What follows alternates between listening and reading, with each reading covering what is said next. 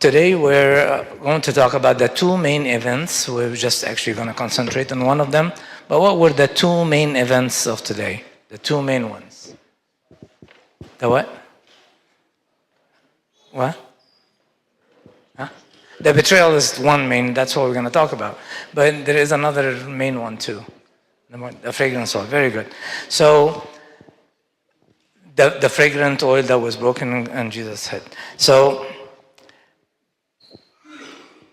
Judas actually was one of the disciples. I actually had a question today with one of my patients that asked me, why did Christ choose Judas, although he knew that he's going to betray him? Does anyone have a suggestion? What do you think? Why did he choose him? Although he knew that he's going to betray him, right? So why did he choose him? Should I pick on someone? حد قال حاجة. I think one of the things that Judas is a great example for us, that Judas should have an icon in our church if he continued the way it is. Judas' problem was that he has two lives. He has life as a disciple and life as a traitor and a thief. And that was his problem. And I know tomorrow we're going to do the round for him. Instead of him being an icon here with all those disciples, we're going to do a round and really هنفضحه بكرة, صح? We're just going to go around and we do that. And we always ask ourselves here, okay, how really that Judas did that? He actually betrayed Christ, which is a big thing. But you know what? I think we're not very far from that. See, once you are baptized, you're also chosen, and your name is written in heaven, exactly like what Judas did. Once you get baptized and got the Maroon, your name is written in heaven. And it will be up to you to really erase it or to keep it. And I think the problem with Judas is that he has these two lives. And as Joshua bin Sirach today said, do not stand in front of God with two hearts. And I think this is a problem that we all may or can fall in it. That we have a life in church that is one way, and outside the church, sometimes it's totally different, and sometimes it's just different. And I think this is one big thing that I would like to talk about today. And one amazing thing too, that Jesus, you think he knew that he was a thief? What do you think? Of course he did. But he let him. He let him to continue as a disciple. Imagine if that was one of us, يعني حد بيسرقك في الشغل يا نهار أبيض. ده أنا رحت قلت أنت بتسرقني أنا وحاجات كده صح؟ Jesus did he ever mention anything to him? Nothing. And he just let him go. And sometimes we live in church and we come and we are servants and we are deacons and we are doing everything from outside like we are very good disciple of Christ, but we still live in sin. And we are betraying Christ. But as a matter of fact, we're not betraying Christ. Who we are betraying when we have two lives? When we live with Christ and also live with sin. Who we are betraying? Ourselves. Bravo, ourselves. Because the time will pass, and then all of a sudden, it's done. The door is closed. As we read yesterday about the 5 virgin and the other 5, the door is closed, and there is no way back. So when we have two lives, we are actually betraying not only Christ, but mostly we are betraying ourselves. And actually, for this, we have to really think, what would lead Judas really do that? I think he probably saw that Christ can read minds and can see things, but he continued to steal. He probably started with stealing a little bit. That's my imagination. It's not in the Bible. He probably started by stealing a little bit, and then a little bit more. And that actually what got him to really يتجرأ and get the guts to really, at the end, do the big thing. And as Abuna said that, doing good will grow, also doing bad will grow. So if you have two hearts and you have a little bit of a thing, trust me, if you are going to continue to let it go, it's going to grow. And you're going to end up doing a big thing. You may, I hope not, but you may. So it is very important to stop it at the thought. And it's very important to practice the treatment for the double life. What is the treatment for the double life? What do you think? What is the head of wisdom? What is that? Fear of the Lord. Exactly. If you fear the Lord, if you knew that every single word that you do or you say, every single action that you do is being watched and taped. As a matter of fact, in our era now, it's not very hard for us to imagine. Because now, Walgreens, you can go back 10 years and you see every car parked, everyone get in, everyone. So every single move could be put on a flash drive, right? And then kept for years and you can go back to it.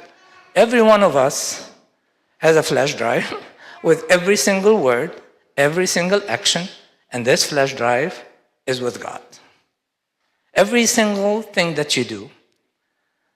So the treatment that you feel like God is watching every word, every action that you do. And if you do that, you are going to, how could you do any small or a big sin if you feel like God is next to you? This is what Pope Shenouda had teach us, that tell us, before you go out of your house, just tell God, I'm going out, you stay with me, and you be with me, and then you pray to him and say, I want to be in your existence all day.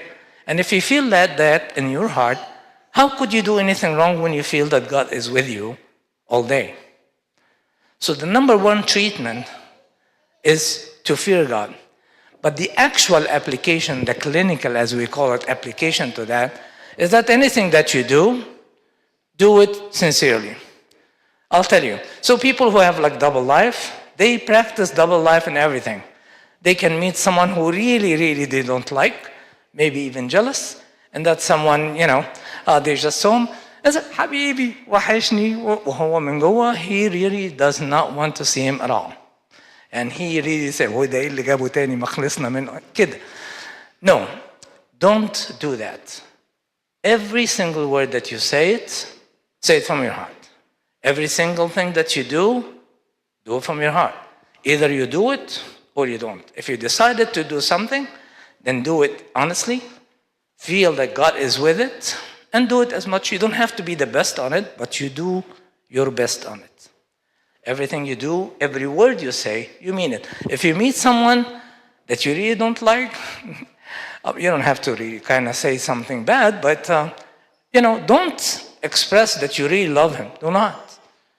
Just shake hand and نجح قول له مبروك عجله حاجه كويسه قول له كويس كده. But if you're really going to say وحشتني, mean it. If you're going to do something, do it and mean it. Do it with all your heart. That's one application. The other application is in judgment. Sometimes we have two hearts in judgment. If we do something, we don't want people to judge us and give us any forgiveness. Like, for example, if one of our kids hit another kid, but if your kid was really beaten up, ده الواد ده لازم يتجاب, ده عمل ما ترباش ونقعد نقول, right? No, it's not. Before you judge anyone, judge yourself. Always try to find an excuse for the others. If you were in his shoes or her shoes, what would you have done? Before you judge him and before you decide, what would be your action? Put yourself in that someone's shoe. So, tomorrow when we go around, we're going to say, Judas, Judas, Judas, Judas, what? Who has what? Broken the law.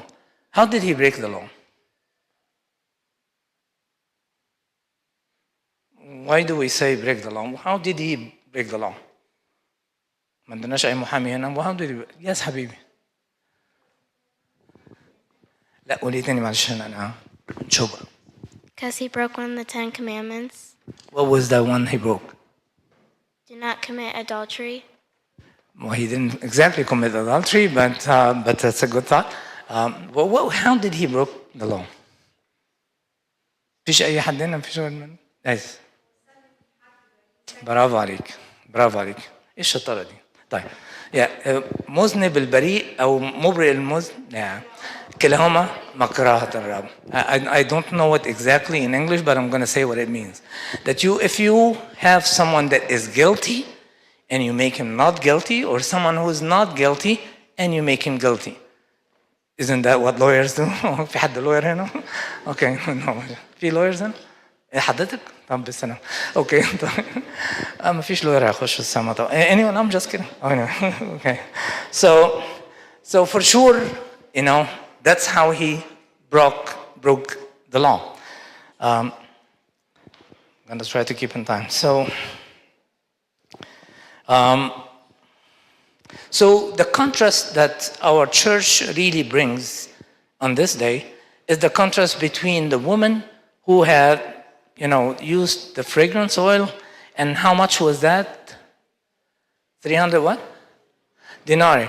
Okay, عارفين 300 denarii. Okay, طب and Judas what he got was how much? 30 of what? denarii برضو? silver. مين أعلى بقى الديناري ولا السيلفر؟ الديناري طبعا, absolutely. So silver is just like even now silver. How much are you gonna get the silver for? It's really nothing. But see what is the dinar Kuwaiti?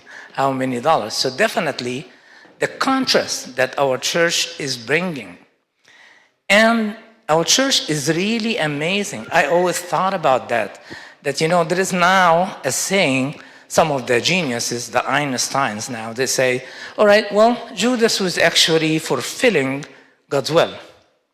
What do you think about that? So why do we really have to really hate him? Or he could be forgiven too. What do you think about that? That Judas was actually fulfilling God's will. But you see how our church say from the beginning that he has broken the law. So our church 2,000 years ago, led by the Holy Spirit, knows that something like that is going to come up. And they say, no. Jesus can never be innocent of that. أبونا كان هيقول حاجة. أنا كنت أقول حاجة عشان صوفيا. When she said adultery, betrayed is a form of adultery, spiritual adultery. Thank you, Sophia. معلش أنا من شبرا فما بيجيش معاها. Okay. So our church really is led by the Holy Spirit, and every single thing that we do in our church is really led by the Holy Spirit and has a very, very deep-seated meaning in it. So the great contrast between the betrayal and the very little money that he has, and the contrast between that woman that loved Christ. And he said that because of what she did, she will be mentioned on all. I said that before, but I have to repeat it over and over, actually, almost every year. So our church actually remember the action of this woman every single liturgy. How is that? Does anyone know? Huh? Mean? How does our church, the very wise church, remember this action every single liturgy? Do you know that? When? Anybody? When we mention the saints, the commemoration of saints, because we consider that every single saint of those that we mention, and of course the ones that we know and we don't, are like their life is like a fragrant oil on Christ's head. So our church reminds us that not only we mention that in the Bible and everywhere, but also in every single liturgy, we remember the meaning of her action. So if you're going to ask yourself today, which one of those two big events that I could be like. Surprisingly, a lot of us are not like that woman, and I'm talking about some of us, including myself, we could be more like Judas, more so than that lady. We could have maybe a little bit double heart in things, sometimes in our action, sometimes in our judgment, sometimes in our life, sometimes in the sin that we keep and we continue on, and we think that as long as God ما ولعش فيا لحد دلوقتي, then everything is okay. No, it's not. Because he didn't do anything to Judas, but although he knew that he was a thief, he knew that he's going to betray him, but he did not do anything. You know why? Maybe why? Of course, it's very hard to know. But I think that he let him go because he's always hoping that he might come back. He might stop doing that. Till the last minute, I'm building this on what Christ said to him. He said to Judas, the Son of Man is going. Is going. أنا ابني ماشي. There's no doubt. But woe to that one that is going to deliver him. زي ما بيقولوا يا عم بلاش انت. يعني هو بيقول له كده بلاش انت. أنا رايح. بلاش انت توديني. So sometimes we are like that in church وربنا ساترها and there is nothing going on. And sometimes we think, maybe what we do is not that bad because God did not punish me. No, it's not. God will never accept sin. There is no mix between black and white. You can either be white as much as you can. And if you're not, as Pope Shenouda always say, in this 400 worship that we do on Friday, he said, remember every single sin. Or if you cannot, remember the group of sins that you do. Put it under the cross. With every kneeling down, remember one, or remember 10 of them, or remember thousands, or remember all of them, to put it under the cross. For Christ to really wipe you off. He has the power to wipe you, even if you are so black, even if you're dark black. He can turn you into white. And this is what the Psalm says of David, that wash me thoroughly, and I'll be whiter than snow. And glory be to God forever.